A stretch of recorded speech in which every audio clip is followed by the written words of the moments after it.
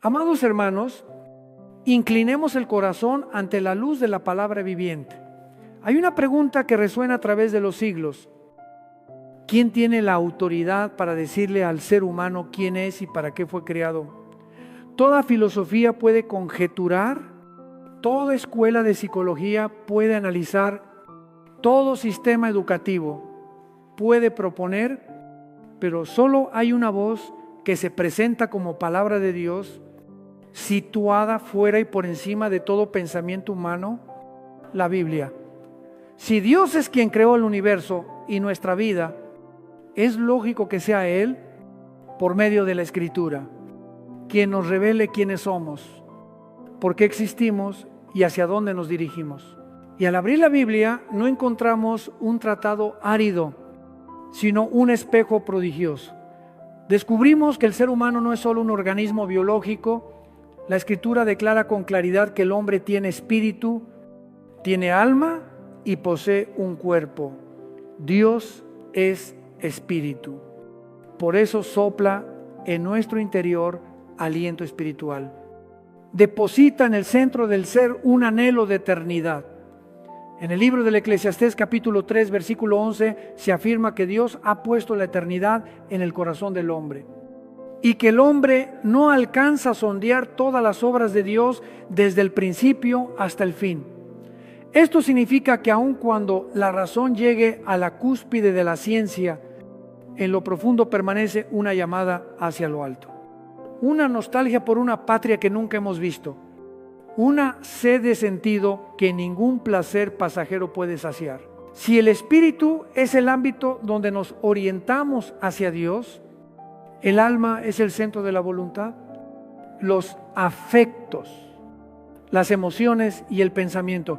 El cuerpo es la casa provisoria, la tienda que contiene espíritu y alma durante este tiempo de prueba.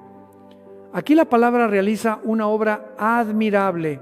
Antes de nacer de nuevo, alma y espíritu parecen entremezclados, como neblina no separada, de modo que se dificulta discernir lo espiritual de lo meramente anímico. Por eso la carta a los Hebreos capítulo 4 versículo 12 describe la palabra de Dios como espada de doble filo que penetra, divide alma y espíritu y pone al descubierto los pensamientos e intenciones del corazón. Cuando llega la palabra, no solo consuela, también opera una cirugía, corta y separa para que el espíritu despierte a la comunión con Dios y el alma sea instruida a someterse a la verdad. De ahí que la primera carta a los tesalonicenses nos recuerde que debemos ser guardados irreprensibles en espíritu, alma y cuerpo hasta la venida de Jesucristo. No es solo una bendición, es un llamado a la disciplina espiritual. Cuidar el espíritu mediante adoración y comunión con Dios. Nutrir el alma con la palabra y la verdad. Preservar el cuerpo en santidad. Y la primera carta a los Corintios capítulo 2 afirma que el hombre natural no entiende las cosas del espíritu porque para él son locura. La razón es valiosa y la ciencia digna de aprecio. Pero ningún instrumento mide la misericordia. Ningún laboratorio pesa la eternidad. Ningún microscopio observa la santidad. Lo espiritual solo se recibe por un espíritu vivificado por la palabra y por el Espíritu Santo. A partir de aquí, la Escritura nos entrega una lente nueva para mirar la vida, este cuerpo. Pablo lo llama tienda de campaña. En la segunda carta a los Corintios enseña que cuando esta tienda terrenal se deshace, tenemos de Dios un edificio, casa no hecha de manos, eterna en los cielos.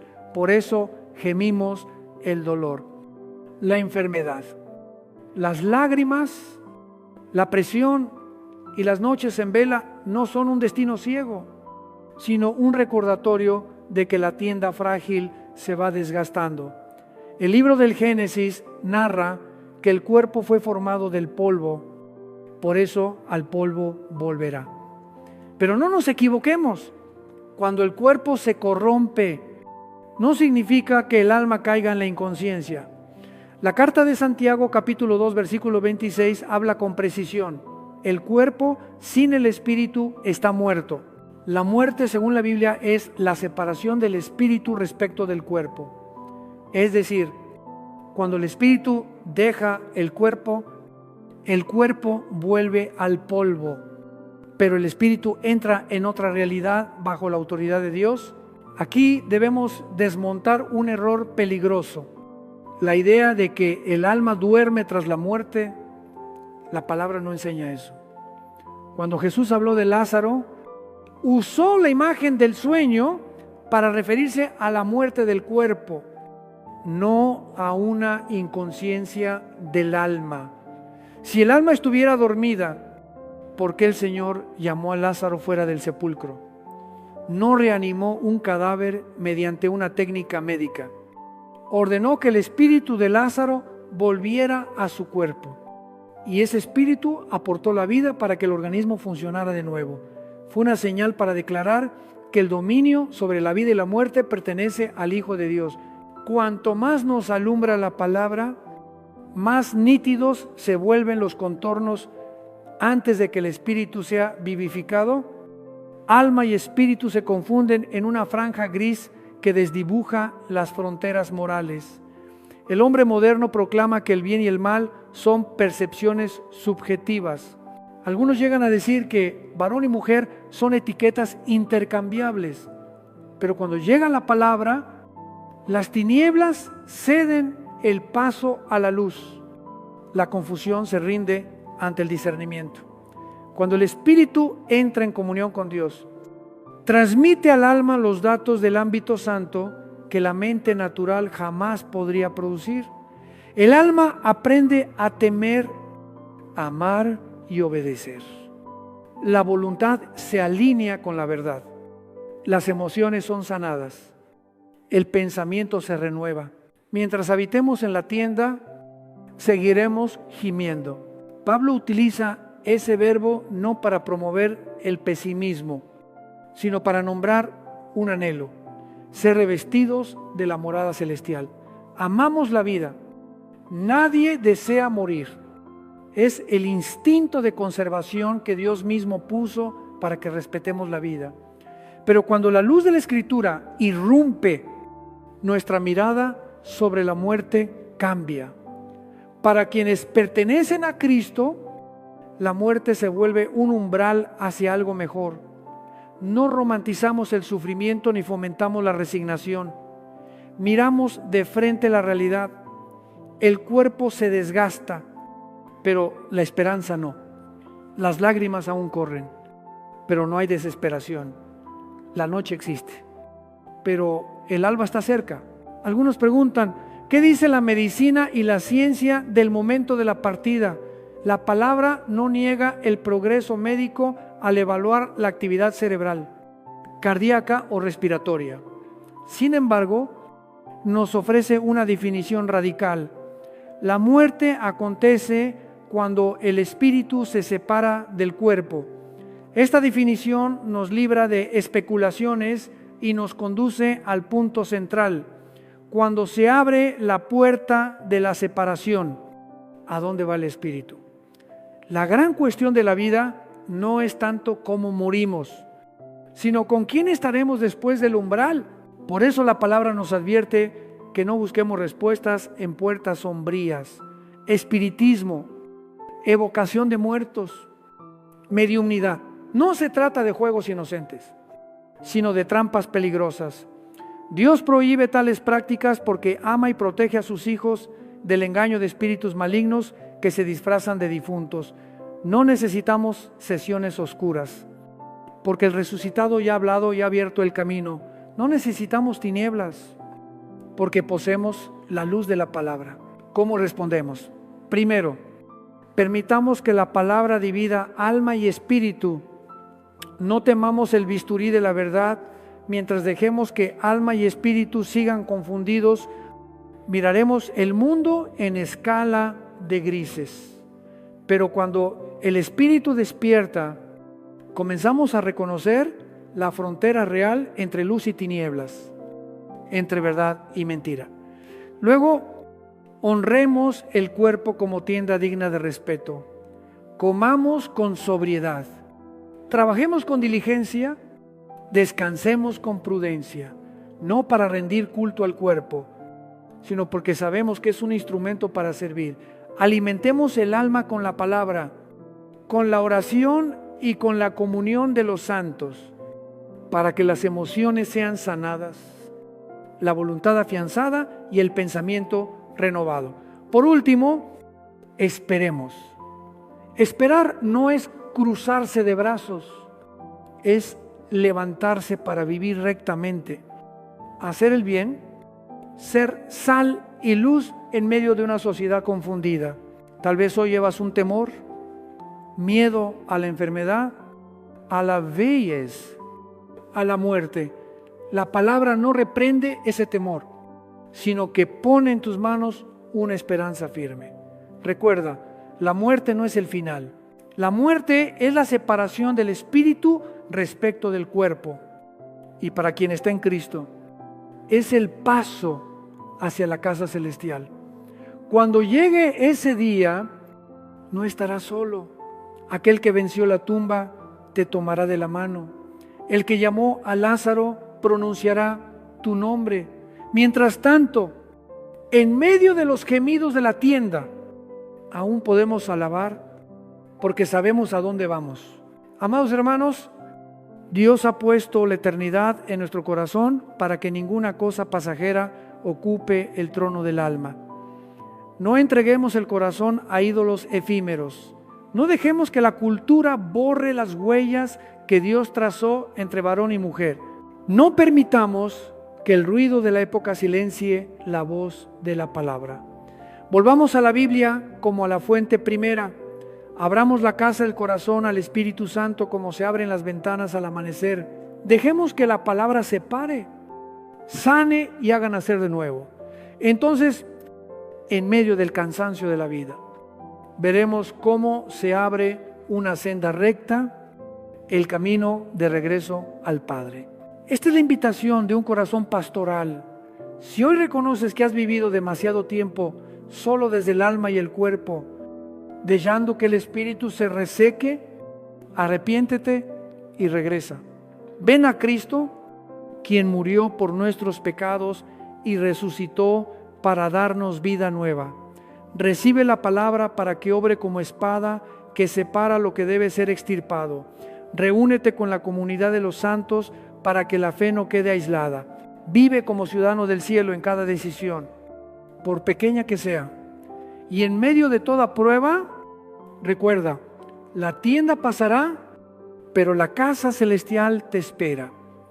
Dios ha puesto la eternidad en tu corazón no para atormentarte, sino para conducirte a casa. Amados hermanos, abramos el corazón para adentrarnos en el misterio que la Escritura revela sobre la realidad después de partir de este mundo. La frase breve acerca de Abraham, que fue reunido con su pueblo, no es una expresión nebulosa, es una visión contundente. Cuando el justo muere, su espíritu y su alma no caen en un vacío de inconsciencia, sino que son incorporados a la comunidad de los santos que nos han precedido desde Abraham hasta Isaac. La Biblia afirma que sus almas fueron recogidas con su pueblo. Esa palabra es como una antorcha que disipa la oscuridad de la doctrina del sueño del alma. La muerte no borra la identidad, al contrario, la muerte nos conduce a la asamblea, a una comunión que aguarda la resurrección. En el plano de la filología bíblica, la Escritura nos muestra que alma y espíritu no son idénticos. En hebreo, alma es nefesh y espíritu es ruach. Cuando alguien muere, la Biblia a veces dice que el alma sale y otras que se entrega al espíritu, como dos movimientos distintos que ocurren en el mismo evento. Esto preserva la doctrina de dos extremos, o confundir alma y espíritu en una entidad borrosa, o reducir al ser humano a su sola materialidad. Según la revelación, el hombre incluye un cuerpo visible y una realidad invisible que son espíritu y alma.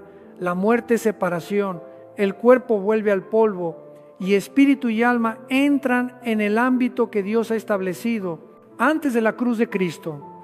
La Escritura traza un mapa del más allá que la tradición denomina Sheol o Hades. Es un estado intermedio con dos regiones claramente delimitadas.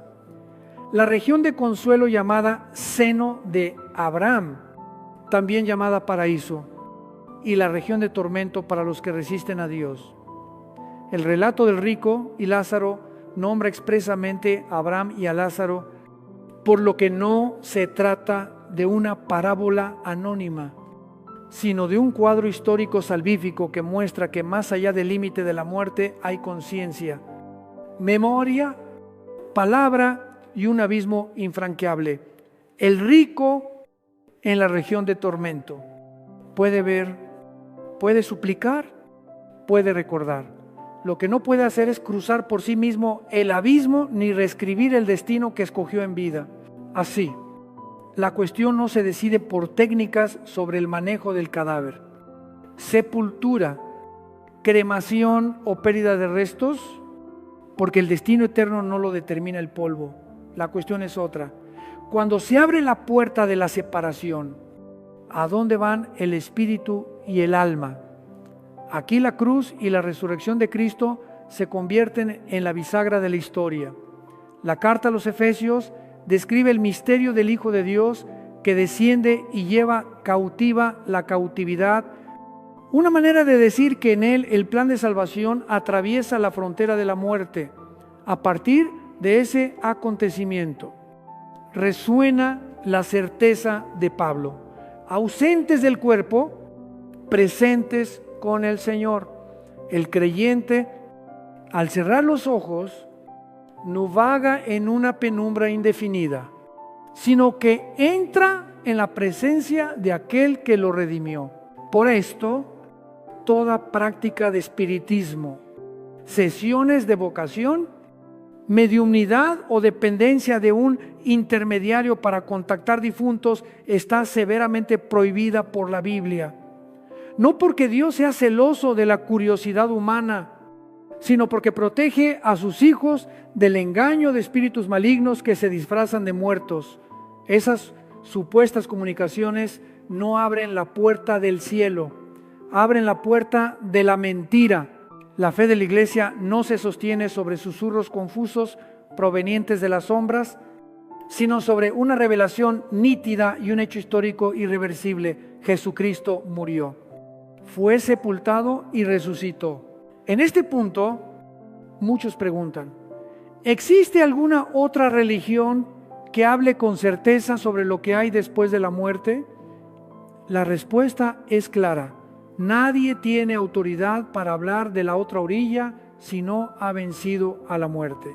Maestros, sabios o líderes espirituales de la humanidad pueden dejar enseñanzas apreciables, pero nadie se atrevió a anunciar que rompería la tumba para levantarse y luego lo cumplió, salvo Jesucristo. Su resurrección sacudió la historia de tal modo que la línea del tiempo humano quedó dividida en antes y después de Cristo. El calendario celebrativo que la Iglesia custodia, la memoria de la Natividad y sobre todo de la Pascua, no responde a una ideología religiosa, sino a un centro de fe que es un hecho histórico. Nuestro Maestro vive sobre este fundamento. Pablo abre una escuela admirable acerca de la resurrección en la primera carta a los Corintios, capítulo 15. La pregunta es profundamente humana. ¿Cómo resucitan los muertos y con qué cuerpo vendrán? Esa inquietud no se descarta.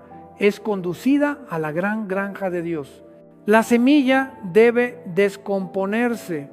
Lo que se siembra no es el cuerpo que ha de surgir. La imagen agrícola no es un adorno poético, es la lógica de la creación. Continuidad de identidad y discontinuidad de forma. Es la misma semilla. Pero el tallo que brota tiene estructura, función y gloria distintas. Dios da a cada semilla el cuerpo como Él quiso. Desde allí Pablo dirige nuestra mirada. Si en la naturaleza cada especie posee un cuerpo conforme a su ambiente y a su misión, la resurrección otorgará a los redimidos un cuerpo conforme a la gloria del reino. Las ciencias de la vida hoy confirman involuntariamente ese principio en el nivel de las criaturas, en la unión de un espermatozoide y un óvulo. El conjunto de 46 cromosomas guarda un programa genético irrepetible donde ya están escondidos el color de los ojos, el tono del cabello, la estatura y ciertas predisposiciones biológicas. El paso del potencial al acto es un proceso de despliegue. Con todo, el cuerpo resucitado excede cualquier proceso biológico. No es solo despliegue, es transformación, es recreación según el patrón glorioso del resucitado. El cuerpo mortal se siembra en corrupción y resurge en incorrupción. Se siembra en debilidad y resurge en poder. Se siembra cuerpo natural y resurge cuerpo espiritual. Mientras hablamos de las realidades celestes, la Biblia nos mantiene con los pies en la tierra para vivir vigilantes durante la peregrinación. Si existe el paraíso, también existe la región de castigo. El relato del rico y Lázaro subraya que más allá del límite de la muerte, el ser humano ve, recuerda y conserva la conciencia. No se trata de la permanencia de órganos físicos, pues el cuerpo ya se ha corrompido, sino de la capacidad cognoscitiva del alma. El rico alza los ojos y ve a Abraham, súplica, mendiga una gota de agua para su lengua abrasada y ruega que alguien regrese para advertir a su familia. La respuesta seria que Abraham ofrece resuena como decreto. A Moisés y a los profetas tienen, óiganlos. En otras palabras, el camino del cambio no se produce por un despliegue masivo de prodigios vistosos, sino por oír la palabra. La fe viene por el oír. El corazón es transformado por el poder de la palabra. Esa respuesta es también una amonestación para nuestro tiempo fascinado por las señales. Dios sigue haciendo milagros. La iglesia sigue pidiendo milagros, pero el milagro no sustituye a la palabra en el nacimiento de la fe. Por eso el enemigo de las almas intenta mantenernos ocupados, dispersos y emocionales para que el oído del corazón se vuelva pesado ante la palabra. Nuestra estrategia espiritual no es correr detrás de lo sensacional, es permanecer con perseverancia en la Escritura para que, mediante la escucha, el Espíritu Santo ilumine, despierte, renueve y fortalezca. De esta verdad brotan prácticas pastorales muy concretas. Primero, rechacemos sin ambigüedad toda forma de espiritismo, adivinación, tablero de evocación, hechicería o rito semejante. Aunque se presente bajo el manto de la cultura o la tradición, no son inofensivos. Abren puertas al engaño. Segundo, profundicemos la escucha comunitaria de la palabra. Leamos la Escritura en familia. Estudiemos en grupos pequeños. Escuchemos la predicación con docilidad y dialoguemos con los escépticos con una razón lúcida iluminada por la fe.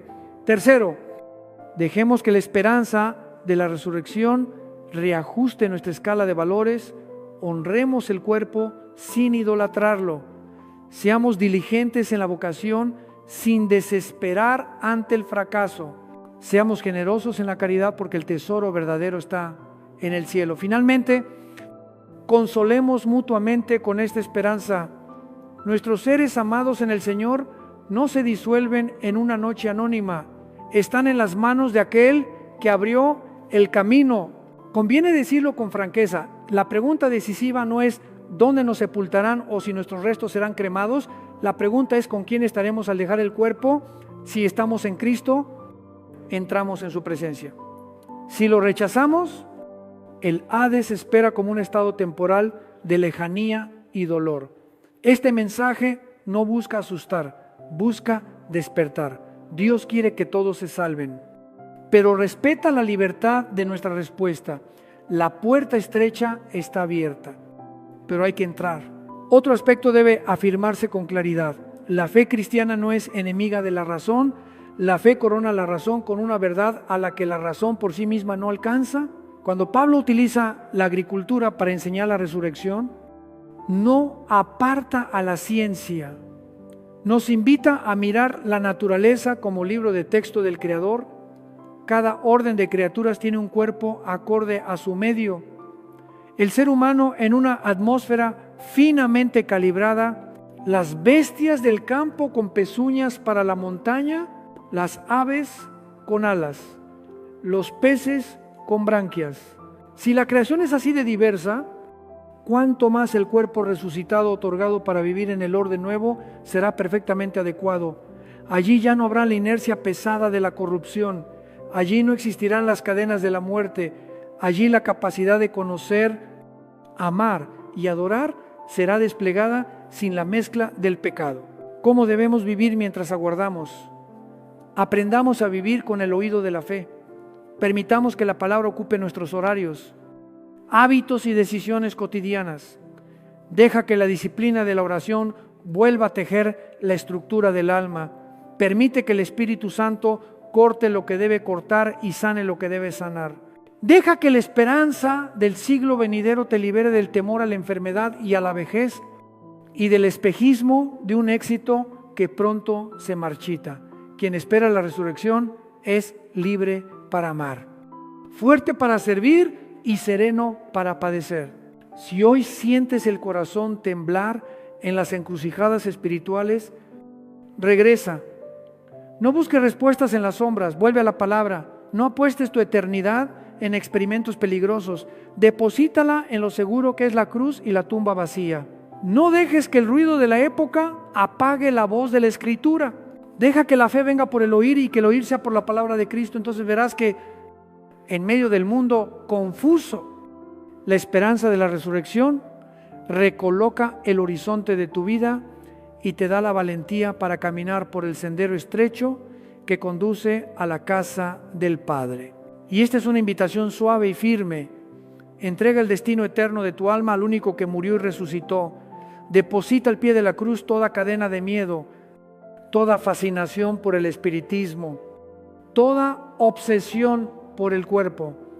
Entra en la disciplina de oír la palabra para que la fe nazca y crezca.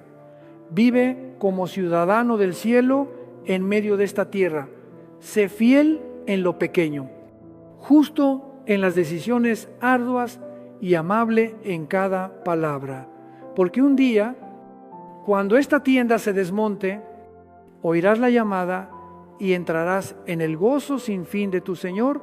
Amados hermanos, cuando la palabra de Dios se abre ante nosotros acerca del cuerpo resucitado y de los diversos cuerpos en la obra de la creación, nuestra mente es conducida como por una galería admirable del Creador.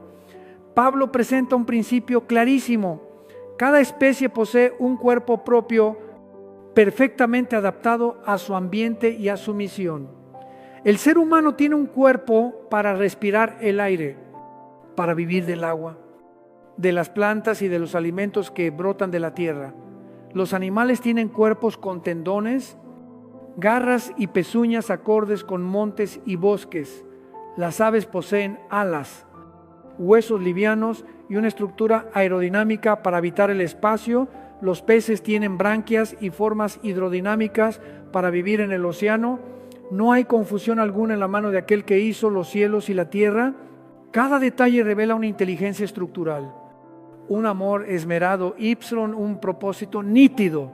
Desde esta sinfonía de las criaturas, Pablo nos hace dar un paso más. Existen también cuerpos celestiales. La Escritura refiere en varias ocasiones que los ángeles pueden entrar en nuestro espacio y tiempo, hacerse visibles e incluso comer con los hombres. El relato de la visita al patriarca muestra que Abraham recibió a los mensajeros y les preparó alimento en el camino de Emaús. Jesús resucitado caminó con los discípulos, les explicó las Escrituras y se sentó a la mesa con ellos. Estos detalles no se ofrecen para saciar curiosidades, sino para despertar una comprensión más honda. Hay un modo de existencia donde el cuerpo no queda sujeto por las ataduras físicas del estado presente. Es un cuerpo real con relación verdadera y con gozo de comunión, pero libre de corrupción y de servidumbre. Aquí tocamos el borde del manto del misterio del cuerpo glorioso. Entonces, ¿cómo será nuestro cuerpo resucitado? Pablo responde con una palabra hermosa: transformación. El término usado alude a un cambio de forma como el de la oruga que se convierte en mariposa. No se cambia la identidad, se cambia la forma. La semilla enterrada debe descomponerse para que su vida latente despierte. Lo que brota no es la cáscara áspera, sino el brote verde. El talo, el fruto. La identidad permanece, la gloria es distinta. Del mismo modo, el cuerpo presente es sembrado en debilidad, en corrupción y en límite. El cuerpo resucitado se levanta en poder, en incorrupción y en gloria. Esto no es espejismo ni idea vaporosa, es el principio creador inscrito en la naturaleza, llevado a su plenitud por el poder del resucitado. Algunos preguntan de forma muy cotidiana: ¿ese cuerpo comerá? Sí moverá, nos reconoceremos. La Biblia ofrece signos suficientes para aquietar el corazón. Jesús resucitado comió, conversó, entró en una casa con las puertas cerradas, se manifestó y se ocultó a voluntad. Y al cabo de un tiempo ascendió al cielo en gloria. Aquí aparecen dos rasgos. Primero, el cuerpo resucitado es verdadero, con interacción real, con reconocimiento, comunicación y alegría. Segundo, ese cuerpo supera los límites físicos que constriñen al cuerpo presente. Leyes como la gravedad, la fricción, la descomposición, la enfermedad y la vejez ya no ejercen dominio. Esto no convierte al cuerpo glorioso en algo irreal. Lo vuelve perfecto según el diseño original, sin fisuras causadas por el pecado y la corrupción. Pablo nos ofrece además una regla que evita la especulación. Nuestro cuerpo será semejante al cuerpo glorioso del Señor. Respuesta simple y con autoridad. No será semejante a un ídolo de fama pasajera ni a un canon estético efímero. Será conforme al que murió y resucitó. Esta palabra trae dos consuelos. Primero, la identidad personal de cada uno es respetada, como cada semilla da fruto según su especie. Cada persona se levantará con autoconocimiento, con memoria y con amor purificado. Segundo, el modelo es el Redentor, de modo que ese cuerpo ya no será escenario de la soberbia carnal, sino instrumento transparente para glorificar a Dios, para amar y para comunicar en la luz. Otros se inquietan. ¿Qué dice la ciencia sobre vivir en otros planetas? Sobre migraciones cósmicas y nuevos horizontes de la humanidad. La Escritura nos enseña a honrar la ciencia como esfuerzo por descubrir el orden que Dios estableció. A la vez nos recuerda un límite. El cuerpo presente fue diseñado para la atmósfera, la gravedad y el equilibrio biológico de la Tierra. Esta es la tienda donde aprendemos a creer, a amar y a obedecer. La ansiedad por crear un paraíso artificial mediante la conquista del espacio solo trasladará el vacío si el corazón no es renovado. Nuestra esperanza no consiste en mudar coordenadas del universo, consiste en encontrarnos con el Señor del universo y en aguardar que Él renueve todas las cosas en gloria. Otra pregunta causa desvelo. Al morir, persiste la conciencia, actúan los sentidos, subsiste la memoria. La página bíblica del rico y Lázaro ofrece un cuadro sobrio. Hay visión, hay palabra, hay deseo de consuelo, hay memoria de la vida pasada, hay percepción de justicia y de juicio. No se trata de prolongación de mecanismos biológicos. El cuerpo material ya se deshizo. Lo que permanece activo es la capacidad cognoscitiva del alma y la conciencia que Dios puso en el hombre como lámpara interior. Aquí resuena además una advertencia profunda. El ser humano pide un milagro visible para cambiar de vida, un signo deslumbrante que lo fuerce a creer. La respuesta es que hay que oír la palabra. La fe viene por el oír. El retorno no se abre por excitaciones momentáneas, sino por la docilidad ante la revelación. De aquí se despliegan consecuencias pastorales. Si la fe nace de la escucha, la iglesia ha de ser comunidad de oyentes. Oír la palabra en la liturgia y en lo cotidiano. Oírla en la familia y en el ámbito laboral. Oírla en el silencio y en medio del ruido de los deberes. Y porque la escucha es clave, las puertas del espiritismo, de la evocación y de la mediumnidad han de cerrarse sin ambigüedad. No hay atajos para tocar lo santo, no existe puente más firme que la cruz, no hay susurro más confiable que la voz de la Escritura. La curiosidad puede encender una chispa. Solo la palabra alimenta el fuego, lo orienta y lo hace arder en el altar del corazón sin consumirlo. Pidamos entender el talante moral de la esperanza de la resurrección. Esta esperanza no separa del mundo, nos hace valorar cada instante presente, cada prójimo, cada deber sencillo. Sabemos que todo acto realizado en el amor no se pierde, queda inscrito en la nueva creación. Quien espera la resurrección es libre para olvidarse de sí mismo, valiente para decir la verdad en la caridad y perseverante para recorrer la vía de la cruz sin queja. Esa esperanza sana los miedos. Miedo a la enfermedad, a la vez a la soledad, a la muerte. No porque niegue la oscuridad, sino porque ha visto la aurora al otro lado. Para que la esperanza tome forma en la vida, se requieren disciplinas concretas. La disciplina del oído, consagrar cada día un tiempo a la palabra, leerla lentamente y elevar breves oraciones. La disciplina de las manos, trabajar con diligencia, servir con generosidad, cuidar a los más frágiles, compartir los bienes con gratitud. La disciplina de los pies, acudir a la comunidad, ser fiel en el grupo pequeño, participar con regularidad en la vida de la iglesia, adherirse al cuerpo místico de Cristo. La disciplina de los ojos, evitar lo que mancha el alma, custodiarse de la codicia desordenada, contemplar la belleza de la verdad y de la sencillez. La disciplina de la lengua, decir palabras que edifican, rehusar la calumnia y la aspereza, dar testimonio de la verdad con mansedumbre. Habrá días de cansancio, horas de fracaso y tramos de vacío. Recordemos que este cuerpo sigue siendo una tienda. Los vientos contrarios no significan abandono de Dios, significan que aún estamos en esta orilla.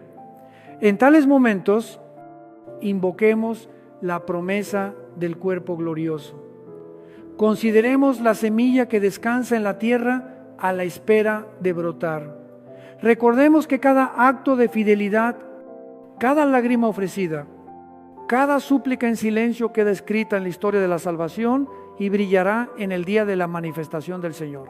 Algunos se preguntan, si mi cuerpo ya se descompuso, si fue polvo, si se disolvió en el mar, ¿qué resucitará? La respuesta es que tu identidad está en las manos de aquel que llama a las cosas desde la nada. Él no recicla ruinas, Él crea nuevo según el modelo de su Hijo.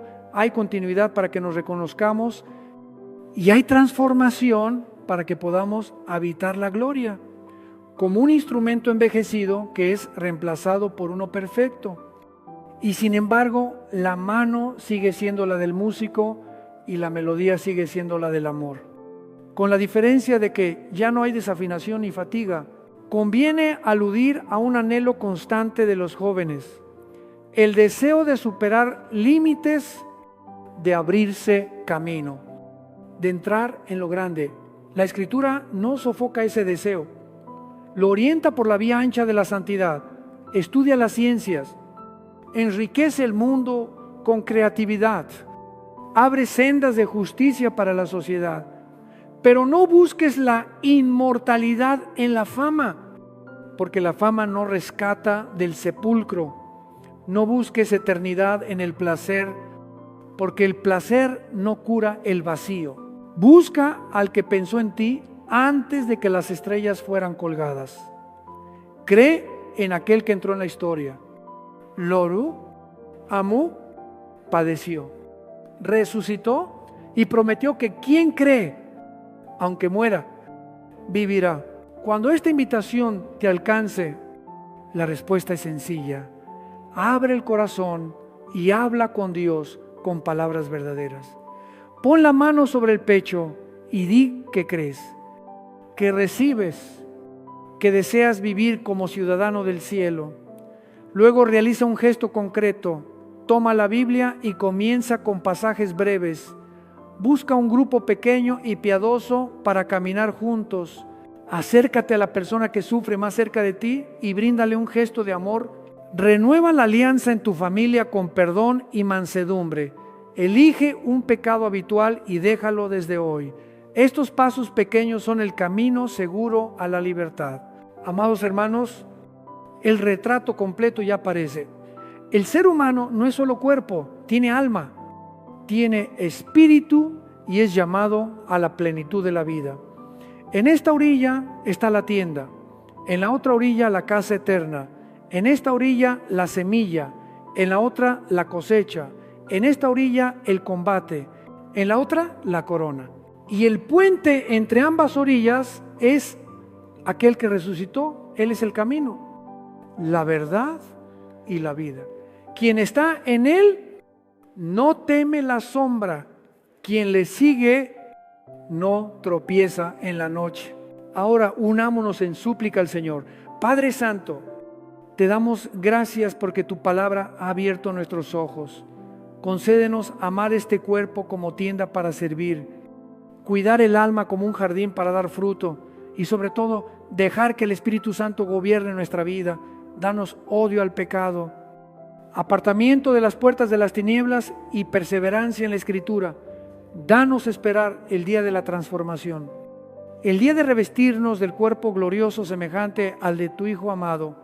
Concede a la iglesia valentía para testimoniar, a las familias paciencia para amar, a los jóvenes deseo de santidad, a los ancianos paz y esperanza.